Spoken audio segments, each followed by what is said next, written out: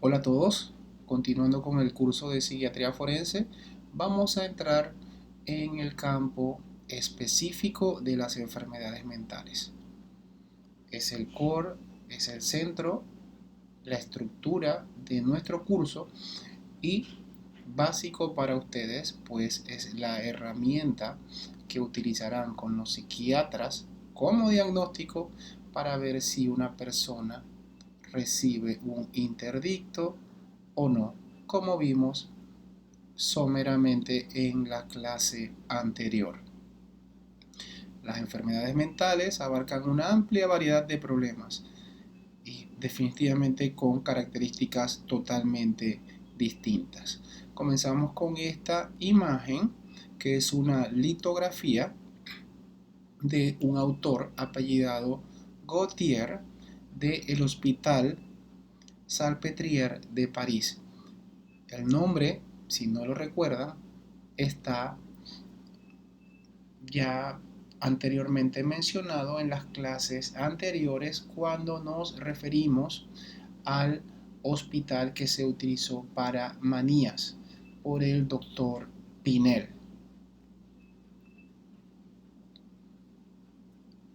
Este cuadro es muy representativo de las principales enfermedades psiquiátricas que abordaban en los años de 1800, o sea, en el siglo XIX, donde la neurociencia tuvo un gran desarrollo y posteriormente el gran descubrimiento del doctor Alois Alzheimer al ver a la paciente August Deter para determinar lo que actualmente se conoce como la enfermedad de Alzheimer y que conocemos como una demencia orgánica por lesiones de placas seniles y nichos fibrilares.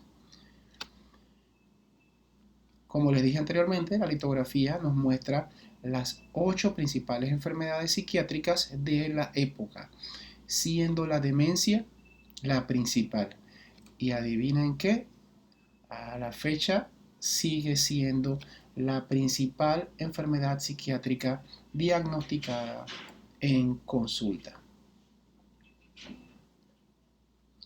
Vamos a iniciar en esta clase y la verdad es que hablaremos de manera lo más sencilla posible, ya que la idea no es, como siempre, que ustedes salgan totalmente diestros en el manejo y dominio técnico de los conceptos relacionados con los trastornos psiquiátricos. Pero las demencias están inmersas en el concepto de los trastornos mentales de tipo orgánico. Y nos vamos a centrar en estos porque son los más comunes. Posteriormente vamos a ir ahondando en las siguientes clases en los otros tipos de trastornos psiquiátricos.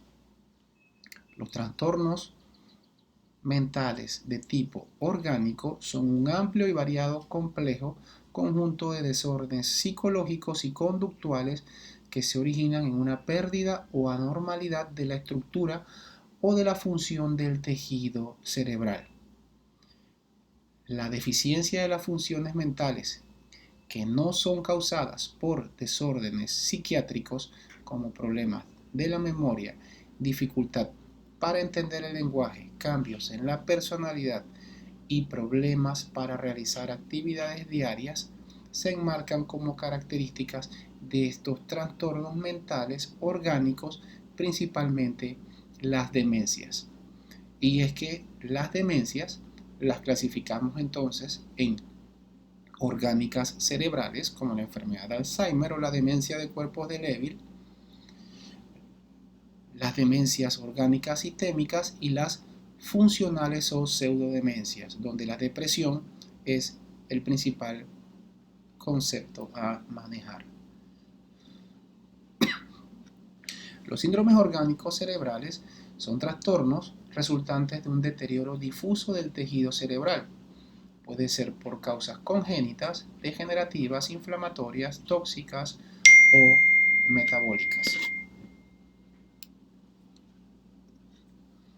La disfunción puede ser primaria, cuando las lesiones afectan al cerebro de manera directa, o secundarias, cuando hay alteraciones sistémicas u orgánicas que determinan el mal funcionamiento cerebral.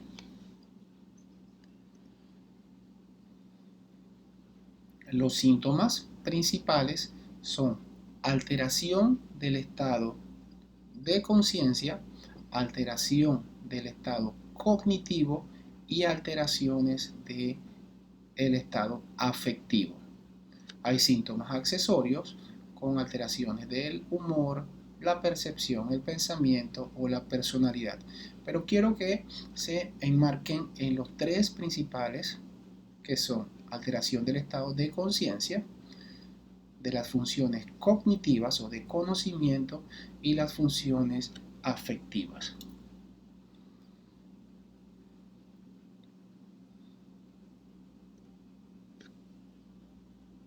La alteración del estado de conciencia es la incapacidad para la atención o la desorientación en todas las esferas. Cuando nos referimos a esferas, hablamos de tiempo, espacio y persona, es decir, quién es, dónde se encuentra y en qué momento del tiempo se encuentra.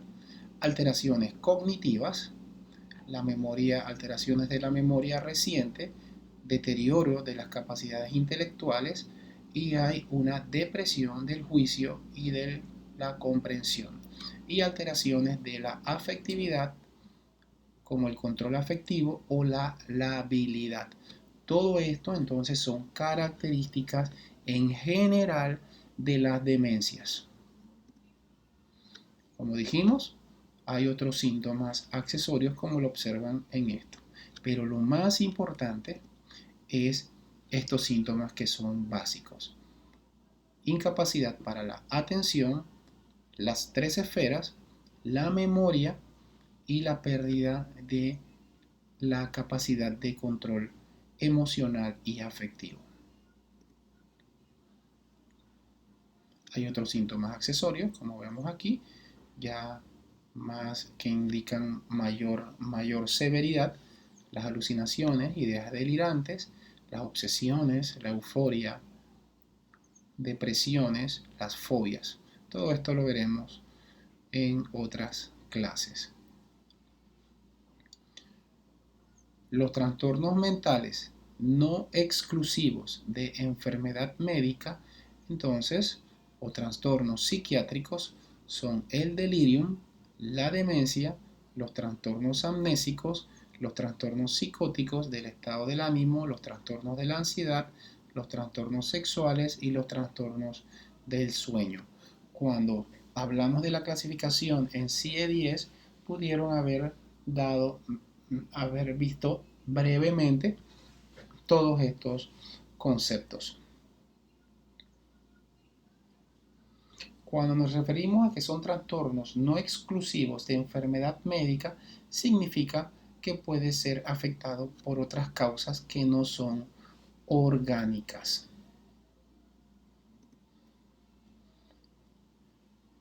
El delirium es una alteración de la conciencia, los cambios en las funciones cognitivas por un breve periodo de tiempo y fluctúa a lo largo del día. Entonces estas alteraciones son variables a lo largo del día.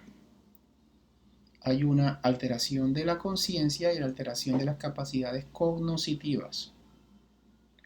Como ya hablamos anteriormente, incapacidad para prestar atención, solicitar repetición de preguntas porque se encuentra demasiado distraído, alteración de la memoria, de la personalidad, alteraciones del lenguaje, desorientación en tiempo y espacio.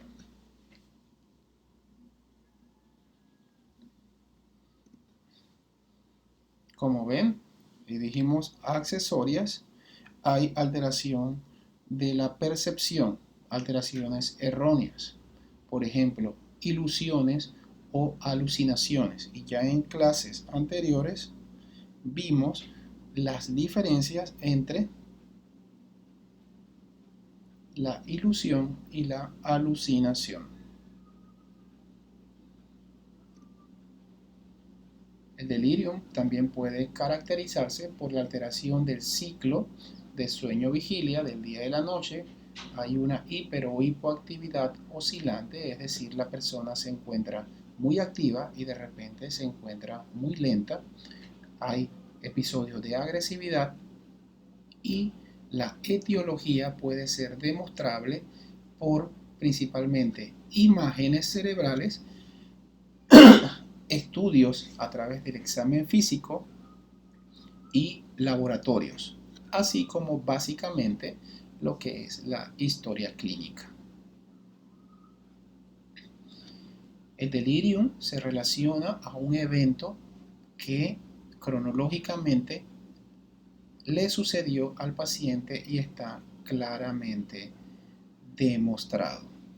Las lesiones orgánicas entonces pueden producirse por problemas, por ejemplo, alteraciones de hormonas como problemas tiroideos, puede producirse por problemas como alteraciones del azúcar, puede producirse por problemas como infartos cerebrovasculares. Hasta aquí una rápida visión de lo que es el delirium, que es un trastorno mental de tipo orgánico. Continuamos entonces con el trastorno más común, que son las demencias. Y dentro de ellas tenemos la demencia de Alzheimer. Probablemente ya ustedes la han escuchado anteriormente. Tenemos las demencias vasculares por traumatismos cráneoencefálicos, por la enfermedad de Parkinson, la enfermedad de Huntington, la enfermedad de Pick y la encefalopatía de Creutzfeldt-Jakob, que es la enfermedad de las vacas locas, muy famosa hace un par de años por una situación con una encefalitis que se conoce como encefalitis espongiforme. Una imagen de Lois Alzheimer y August Deter. El doctor Alzheimer, psiquiatra, trató a esta señora y fue la primera persona en la que se pudo describir posteriormente, cuando se hizo la necropsia, que habían los daños que en un inicio de esta clase hablamos sobre las placas seniles, aparición de placas seniles en su cerebro y los nichos fibrilares. Esta es la primera persona reconocida por el trastorno de la enfermedad de Alzheimer.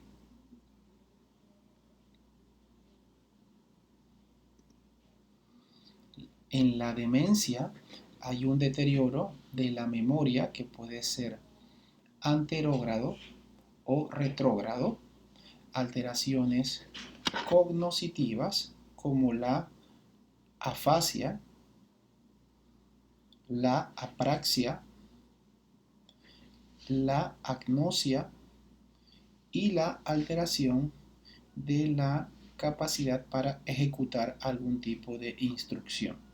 La afasia es un trastorno del lenguaje que se caracteriza por la incapacidad para comunicarse mediante el habla, la estructura o la mímica y se debe a lesiones cerebrales. Entonces es una persona que sí podía hablar y comunicarse, pero debido a algún tipo de lesión cerebral, podría ser inclusive un infarto cerebrovascular, no puede comunicarse. La apraxia es la incapacidad para que una persona pueda llevar a cabo una tarea o un movimiento cuando se le pide, aunque entiende la orden. Es decir, esta persona se encuentra sentada frente a usted le está haciendo el examen mental y usted le pide que tome una pluma y escriba su nombre. Él sabe lo que es, pero no lo puede hacer. La agnosia es la incapacidad para procesar la información que viene de sus sentidos. Si yo le doy una manzana, probablemente a cualquiera de ustedes sabrán que están tocando una manzana con los ojos cerrados. Si les doy a oler un café, saben que están oliendo un café. Si les enseño una pluma, ustedes me describen, es un bolígrafo, profesor. Bueno, estas personas tienen alteración en cualquiera de los sentidos y ni pueden describir y decirme que eso es una pluma, ni pueden saber que es una manzana, ni pueden reconocer el, por ejemplo, el olor del café. Entonces, no necesariamente tienen que ver los tres de estos, hablando de tres de los cinco que ya conocemos, pero alguno podría estar afectado. Entonces, esto es lo que es agnosia. Y pues por supuesto la alteración de la capacidad para ejecutar es lo que dijimos, pues si usted le da una orden, esta persona no va a poder hacerla. Creo que no les mencioné que es la memoria anterógrada y la memoria retrógrada. La memoria retrógrada pues es la memoria que se encuentra hacia atrás y la memoria anterógrada es donde los nuevos acontecimientos no se guardan en la memoria que está hacia atrás a largo plazo. Es decir, la persona no es capaz de recordar algo cuando la información desaparece de la memoria de corto plazo, pues esta información no se consolida. Cuando ustedes leen algo, generalmente un fragmento, pues definitivamente no lo van a ver, a recordar, pero gran parte probablemente sí, y en el tiempo, cuando ya después de unos meses, ustedes se van a recordar, por ejemplo, cuando vieron una película, van a recordar mucho de esta película.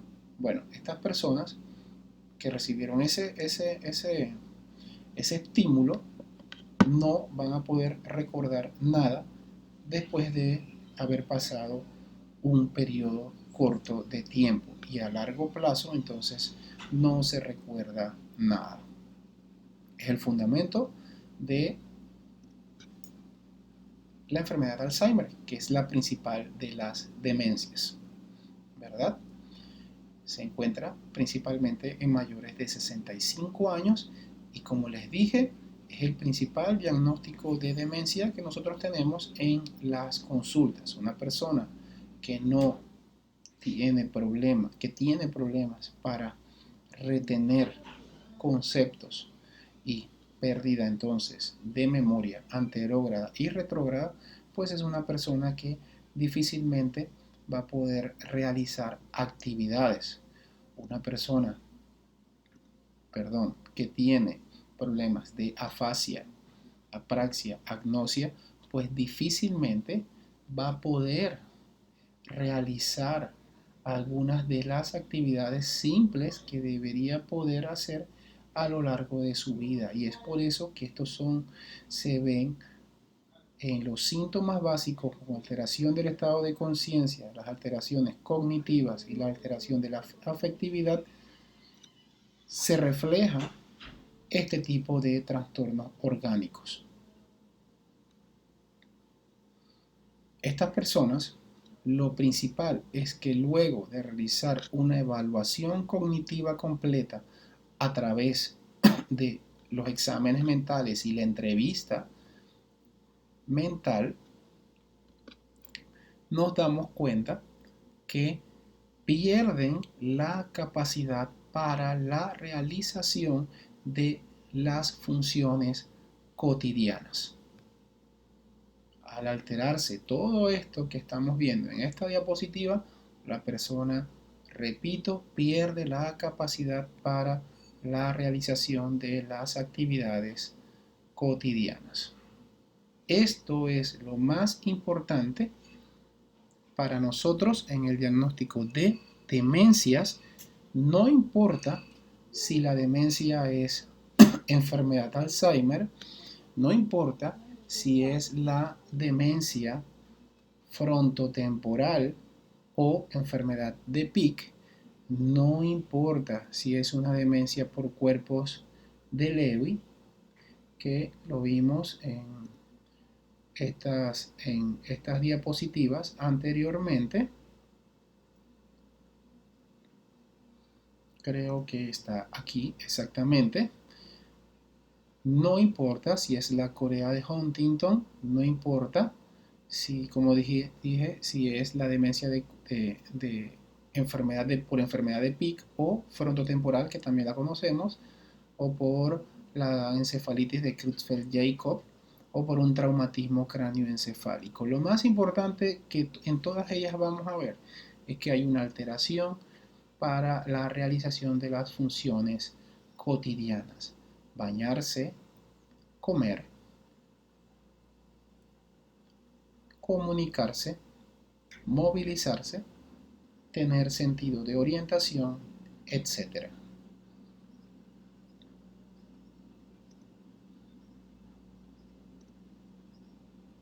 Como vemos, entonces la alteración de la memoria va a involucrar, puede ser algunas palabras, reconocer palabras,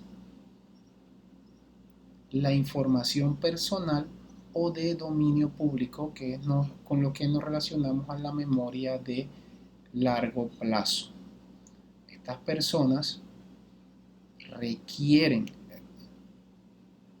la utilización de una ayuda para poder recordar algunos conceptos.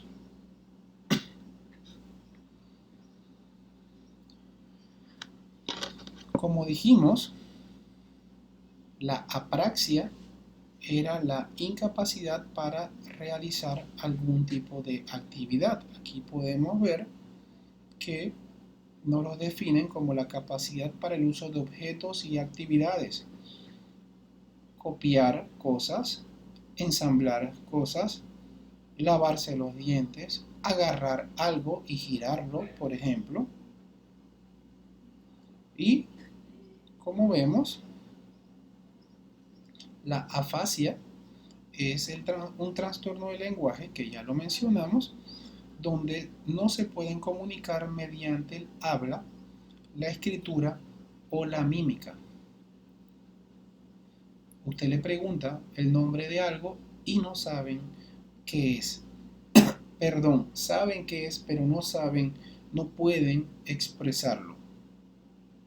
Entonces, dentro de esto se encuentran conceptos como la ecolalia. Me imagino que todos saben lo que es el eco.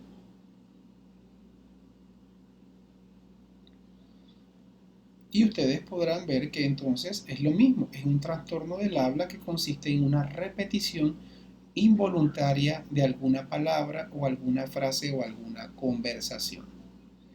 O también tenemos la palilalia.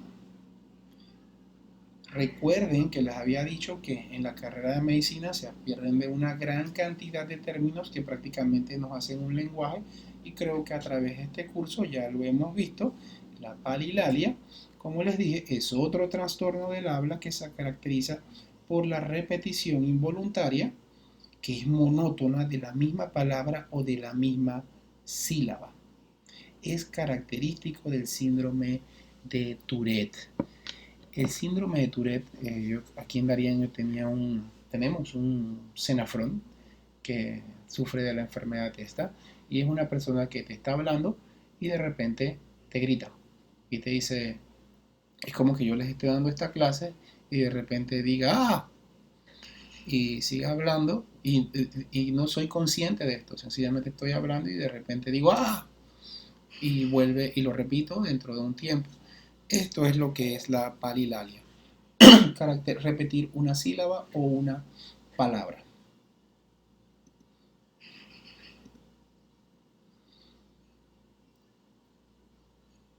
Para terminar, estos deterioros, si se presentan durante el delirium, generalmente no es demencia.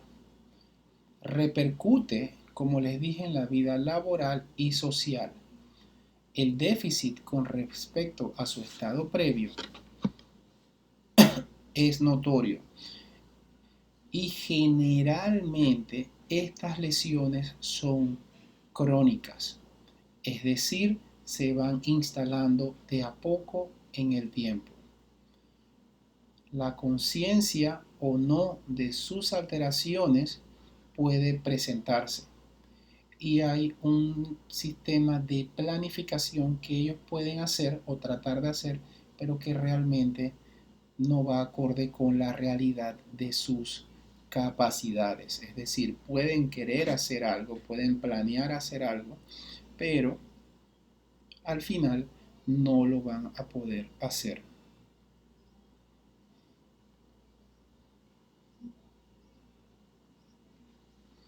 Con esto hemos revisado los dos principales conceptos relacionados a los trastornos mentales de tipo orgánico. No les he presentado un cuadro, pero hemos visto el delirium y hemos visto la demencia. Podemos decirles entonces, como ya vimos, que el delirium es de inicio agudo, la demencia es de curso crónico insidioso, va presentándose y afianzándose en el tiempo. El delirium va a ser de un curso, como dijimos, fluctuante. Puede variar, ir y volver a la normalidad. La demencia, al final, en el tiempo, se va a hacer persistente. Los deliriums son episodios limitados. La demencia es crónica, como ya dijimos. Los estados de atención del delirium desde un inicio se van a ver afectados. Los estados de atención de la demencia es cuando ya van avanzando, donde ya se va a ver que está realmente afectada. El lenguaje del delirium es incoherente desde un inicio. Un paciente con demencia, por ejemplo, un Alzheimer, él te va a hablar bien y te va a hablar coherente hasta que ya llega un momento, pero tiene que ser algo muy avanzado. En el delirium, como el inicio es tan agudo, el habla se presenta interrumpida inmediatamente. No se entienden las palabras de la persona que está sufriendo este trastorno mental orgánico. La demencia, generalmente, este concepto no se ve. A pesar de tener la demencia, la persona se le comprende en sí las palabras. Las alteraciones visuales, como vimos también en la presentación, son más típicas del delirium. En las demencias, un paciente con Alzheimer no alucina o no ve ilusiones.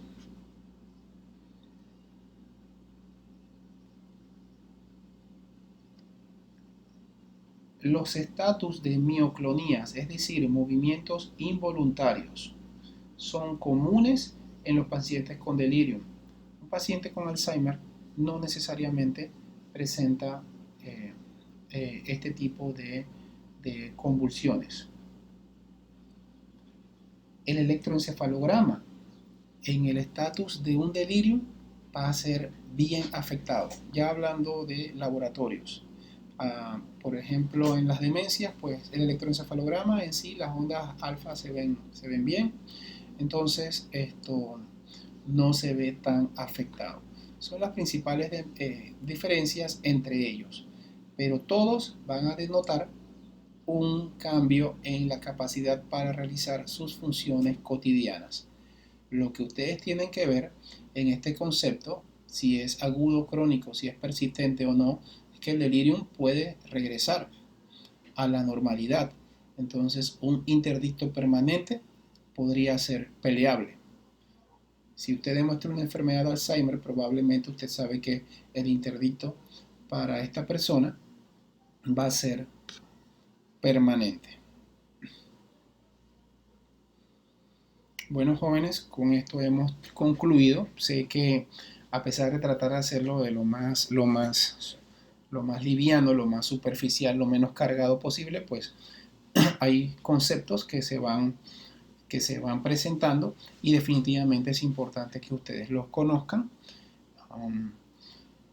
Creemos que para empezar a ahondar un poquito más en los trastornos psiquiátricos que veremos con mayor profundidad en la siguiente clase, era importante comenzar con los más comunes, como lo es el delirium de manera aguda y la enfermedad de Alzheimer principalmente, y los otros tipos de demencias de manera crónica.